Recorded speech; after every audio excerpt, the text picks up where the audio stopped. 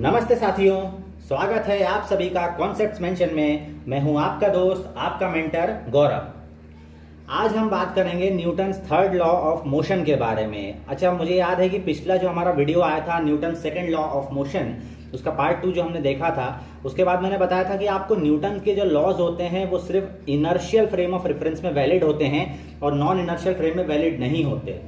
और उनको non inertial frame में वैलिड करवाने के लिए हम लोग सूडो फोर्सेस की मदद लेते हैं। तो वो कंसेप्ट्स और उसके क्वेश्चंस करवाने का मैंने आपसे कहा था कि अगले वीडियो में मैं उसको लेंगे, अपन सूडो फोर्सेस और इनर्शियल और non inertial frame of reference को लेंगे। लेकिन मेरा अभी ये मानना है कि हम पहले तीनों लॉज को खत्म कर लेते हैं। थर्ड लॉ तक, हमारा ये थर्ड लॉ आखिरी लॉ है न्यूटन का। इन तीनों को खत्म करने के बाद जो है हम आगे जो है इसके बाद वही टॉपिक लेंगे जिसमें हम बताएंगे कि न्यूटन्स के लॉ जो हैं वो किस तरह से अनवैलिड हो जाते हैं नॉन इनर्शियल फ्रेम में, और किस प्रकार से हम जो है सूडो फोर्सेस का कंसेप्ट लेके उनके जो नॉन इनर्शियल फ्रेम के जो क्वेश्चन है उनको सॉल्व करेंगे। ठीक, तो Newton's third law of motion, इसका स्टेटमेंट आपको दिख रहा है सामने कि for every action there is an equal and opposite reaction. Action का जो हिंदी मतलब होता है वो होता है क्रिया। एक्शन का मतलब होता है क्रिया, ठीक है, और रिएक्शन का मतलब होता है प्रतिक्रिया। रिएक्शन का मतलब होता है प्रतिक्रिया। तो हर क्रिया के लिए एक प्रतिक्रिया होती है, और वो प्रतिक्रिया कैसी होती है?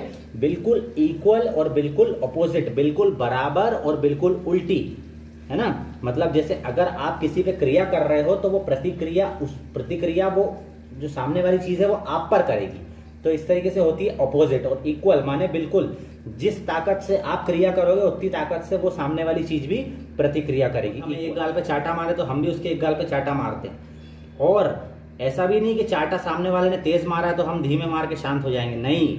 जितनी फ्रीक्वेंसी से, जितनी इंटेंसिटी से उसने मारा है हम भी उतनी इंटेंसिटी से मारेंगे। तो बिल्कुल इक्वल इंटेंसिटी और बिल्कुल अपोजिट हम लोग काम करते हैं। हर क्रिया की हम बिल्कुल इक्वल और अपोजिट प्रतिक्रिया करते हैं कि नहीं करते, बताइए। ओके तो जस्ट मैं ये मजाक कर रहा था, आप इसको सीरियसली ना लें। तो हम लोग साइंटिफिकली भी जो है ये डेफिनेशन जो है ना, ये वैसे भी फनी लगी आपको एक जनरल उसमें, जनरल ऑरा में, और आपको ये साइंटिफिकली भी आगे देखा गया कि ये डेफिनेशन जो है कुछ ठीक नहीं है। एक्शन और रिएक्शन की जो बात करी गई है ये सही कंसेप्ट नहीं है माने थर्ड लॉ के लिए। न्यूटन साहब ने जो ये एक्शन रिएक्शन का एग्जाम्पल लिया था वो कहना कुछ और चाहते थे, लेकिन क्या होता है कि हम लोग मिसअंडरस्टूड कर लेते हैं उनकी बात को, ठीक है। तो इसलिए एक और ज्यादा सिंपल डेफिनेशन आगे जो है साइंटिस्ट के द्वारा, और आगे जो बुद्धिजीवी लोग थे उन्होंने आगे और इसकी अच्छी डेफिनेशन और सटीक डेफिनेशन न्यूटन थर्ड लॉ की बनाई। और उन्होंने बताया कि force always occurs in pairs and both the forces act on different bodies. की फोर्सेस जो होते हैं हमेशा पेयर्स में लगते हैं। फोर्स कभी भी अकेला नहीं लगता, वो हमेशा पेयर्स में होगा। कोई भी फोर्स कभी अकेला एग्जिस्ट नहीं करेगा, कोई भी फोर्स जोड़े में रहते हैं। और वो फोर्सेस जो हैं जोड़े वाले वो डिफरेंट बॉडीज पे लगते हैं, एक बॉडी पे नहीं लगते।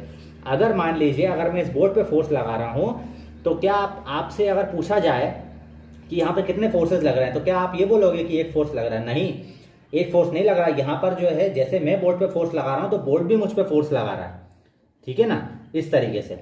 तो एक्चुअली जो एक्शन और रिएक्शन के द्वारा यहाँ पर जो एक्शन रिएक्शन वाली डेफिनेशन है उसके माध्यम से कहने का मतलब था उनका फोर्स, कि हर फोर्स के लिए जब भी आप फोर्स लगाते हो किसी भी चीज पर तो एक इक्वल एंड ऑपोजिट फोर्स वो सामने वाली चीज आप पर लगाएगी, ठीक है ना। तो एक्शन या रिएक्शन जो भी है ये एक्चुअली क्या है, ये फोर्स है, ठीक। ओके, तो अब हम जो है इसको एग्जांपल्स के थ्रू जो है न्यूटन थर्ड लॉ के, वैसे तो सैकड़ों एग्जांपल्स है लेकिन मैं यहाँ पे कुछ एग्जांपल्स के माध्यम से आपको समझाने की कोशिश करूंगा, ठीक।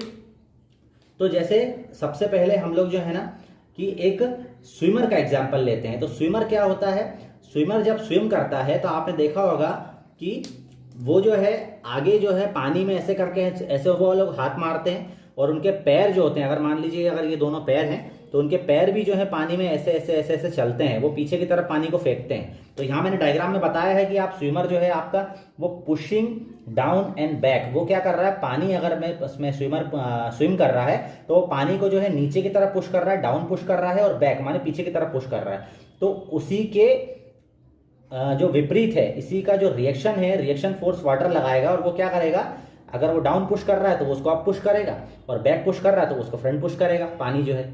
उसी प्रकार से पैर होते हैं, पैरों से क्या करते हैं वो पानी को पीछे की तरफ धकेलते हैं। तो देखिए पीछे की तरफ यहाँ से एक्शन लग रहा है, तो ये देखिए ग्रीन उससे एरो से मैंने बताया है कि जो वाटर है वो फ्रंट तरफ से उसको रिएक्शन दे रहा है, माने उसको आगे की तरफ धकेल रहा है, तो पुशिंग फ्रंट एंड अप। तो इस प्रकार से होता है सिस्टम, ठीक। उसी प्रकार से चिड़िया का उड़ने का भी हम लोग देख सकते हैं। चिड़िया जब उड़ती है, चिड़िया क्या करती है, अपने पंखों से जो हवा होती है उसको नीचे की तरफ पुश करती है, नीचे की तरफ पुश करेगी। तो नीचे की तरफ जब वो हवा को पुश करेगी तो हवा क्या करेगी, उसको हवा उसको उल्टा पुश करती है, हवा जो है ऊपर की तरफ उसको पुश करती है। अच्छा, यहाँ पर जो अगर हम नॉर्मल सॉलिड के केस में बात करते हैं तो वहां पर फोर्स और प्रेशर जैसी टर्म्स यूज होती हैं, लेकिन जब भी हम लोग एयर की या किसी लिक्विड की, तरल की बात करें तो हम लोग वहां पर एक टर्म इस्तेमाल करते हैं जिसे बोला जाता है फ्लूइड, उसको फ्लूइड बोला जाता है। तो एयर भी एक फ्लूइड मानी गई है साइंस की भाषा में। तो जब भी फ्लूइड पे कोई प्रकार का प्रेशर की बात करेंगे या फोर्स की बात करेंगे तो उसको हम लोग फोर्स या प्रेशर नहीं बोलते, उसको बोला जाता है थ्रस्ट। ये लिखा हुआ है, ये थ्रस्ट होता है एक्चुअली, ठीक है। ये थ्रस्ट होता है जो कि चिड़िया हवा पे लगाती है और हवा जो है चिड़िया पे लगाएगी, तो थ्रस्ट जो है यहाँ पर इसको बोला जाएगा। तो इस प्रकार से चिड़िया का होता है, चिड़िया जो है हवा को डाउनवर्ड एयर को पुश करती है और एयर जो है उसको अपवर्ड पुश करती है। एक और एग्जांपल हम लोग देखते हैं, जैसे कि यहाँ पर कोई व्यक्ति खड़ा हुआ है, वो व्यक्ति जो है वेइंग मशीन पे खड़ा है। यहाँ हमने वेइंग मशीन ले रखी है, ये एक व्यक्ति है वेइंग मशीन पे खड़ा है। अगर हम मान लें कि इसका जो मास है वो 50 केजी है, मैं यहाँ पे वेट नहीं बोल रहा हूँ, मैं मास बोल रहा हूँ, ठीक है, ध्यान दीजिए। तो इसका जो मास है, इसका जो वजन कहा जाएगा, जो मास है इसका वो 50 केजी है। तो इसके वेट जो आएगा, इसका वेट आएगा 490 न्यूटन, दैट इज 50 इसका केजी मास आ जाएगा, और 9.8 is the acceleration due to gravity. तो 50 इंटू 9.8 से 490 न्यूटन का जो है ये इसका वेट हो जाएगा। 490 न्यूटन का वेट जो है इसका रहेगा, माने 490 न्यूटन का फोर्स जो है ये इस मशीन पर लगाएगा। अच्छा, अब दूसरे केस में यही सेम व्यक्ति है, ठीक है ना, सेम व्यक्ति है, तो इसके भी यार आंख और इसका मुंह बना दें, तो आप बोलोगे कि सेम व्यक्ति के आंख मुंह कैसे गायब हो गए, है ना। तो देखो, तो आंख मुंह इसका मैंने बना दिए हैं, तो ये सेम वही व्यक्ति है। अब इस बार क्या करा अपन ने, इस व्यक्ति के ऊपर में 20 किलो का ये वजन उठाया हुआ है। पहले केस में सिंपली खड़ा हुआ था, दूसरे केस में क्या करा इसने, 20 किलो का ये वजन उठाया हुआ है। तो इस वजन को उठाने की वजह से हुआ क्या कि इसका जो वेइंग मशीन का जो स्केल था वो अब ज्यादा रीडिंग बताने लग गया। तो क्यों बताने लग गया ज्यादा रीडिंग, इसका एक मैं आपको बताता हूं उसका जो साइंटिफिकली हुआ क्या। दरअसल ऐसा नहीं हुआ, हम देखो नॉर्मली आप ऐसा भी बोल सकते हो कि यार ये आप तो ये बोलोगे कि यार 20 किलो वजन आपने ऊपर से रख दिया इसलिए वजन बढ़ गया। नहीं नहीं, ऐसा नहीं हुआ। 20 किलो वजन आपने रखा तो भाई 20 किलो का वजन तो ये अपने हाथों से फोर्स लगा के बैलेंस कर रहा है ना, तो मशीन के कांटेक्ट में तो ये है, तो मशीन को तो वजन तो इसका बताना चाहिए। मशीन इसका वजन क्यों बता रही है, इसका भी वजन क्यों बता रही है, दरअसल इसलिए बता रही है कि यहाँ पे देखिए कि माइक्रोस्कोपिकली यहाँ पर हो क्या रहा है। दरअसल हो क्या रहा है कि जब ये व्यक्ति इस पर वजन लगा रहा है, इस पर उठाने के लिए इसको वजन लगा रहा है। अच्छा, कितना वजन लगाना पड़ेगा, या वजन का मतलब फोर्स कितना लगाना पड़ेगा, उसको लगाना पड़ेगा 196 न्यूटन।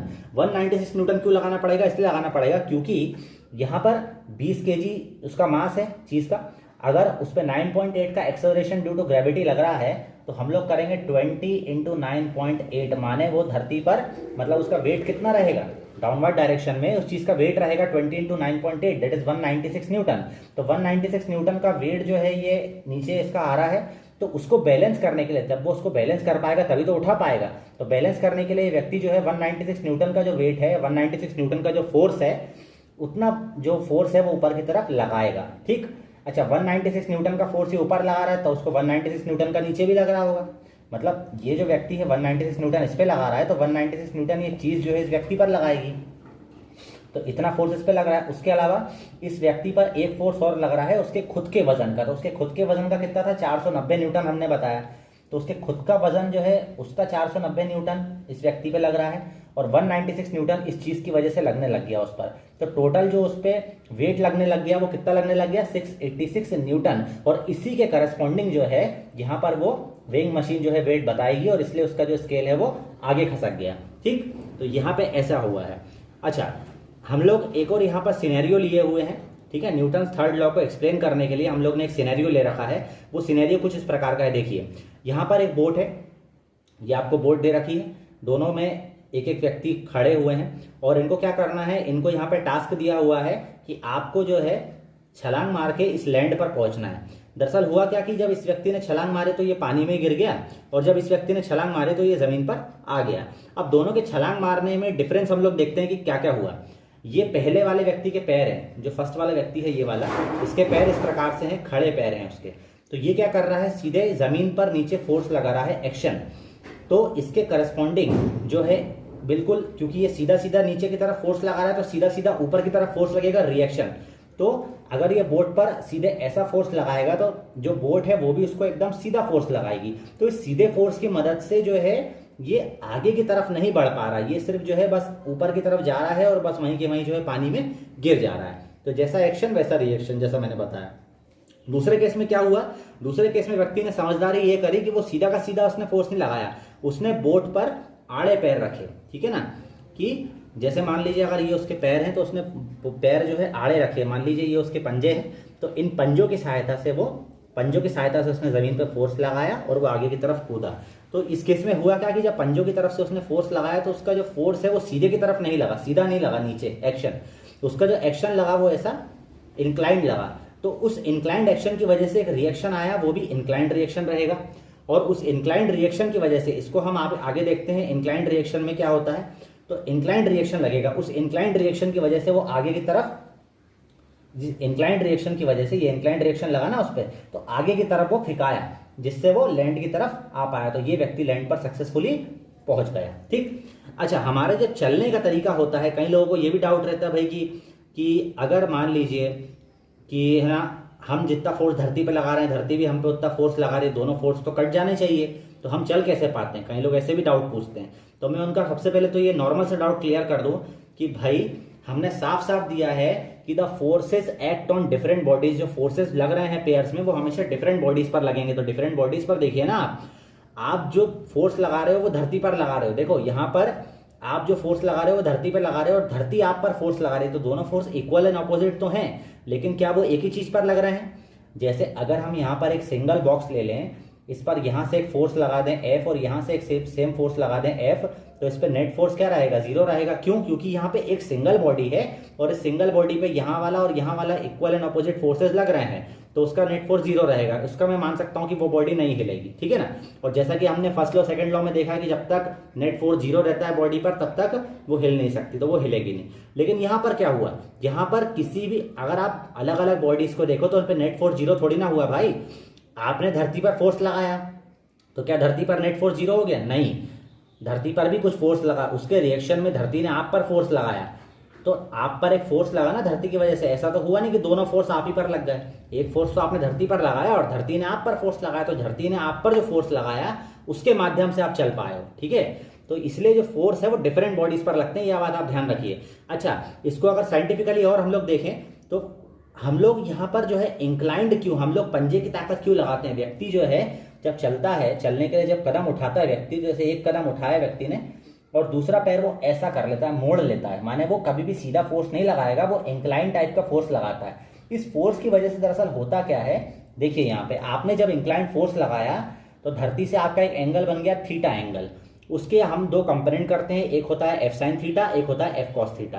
तो ये जो एफ साइन थीटा है, ये एफ साइन थीटा जो आपका लग रहा है यहाँ पर, ये नीचे की, ये ऊपर की तरफ जो एफ साइन थीटा लग रहा है, ये क्या करेगा, जो आपका वेट है mg, अगर आपका मास m है, acceleration due to gravity g है, तो mg जो वेट है आपका वो एफ साइन थीटा बैलेंस कर लेगा।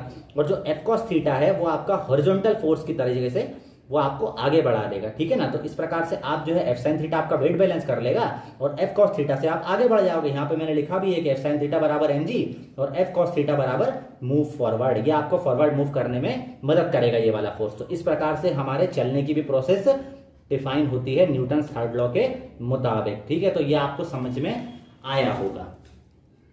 तो साथियों, इसके आगे के वीडियो लेसन का लिंक हमने आई बटन पर, इस वीडियो के डिस्क्रिप्शन में और आगे जो आउटरो डिस्प्ले होगा उसमें हमने दे रखा है, आप वहां जाके देख सकते हैं।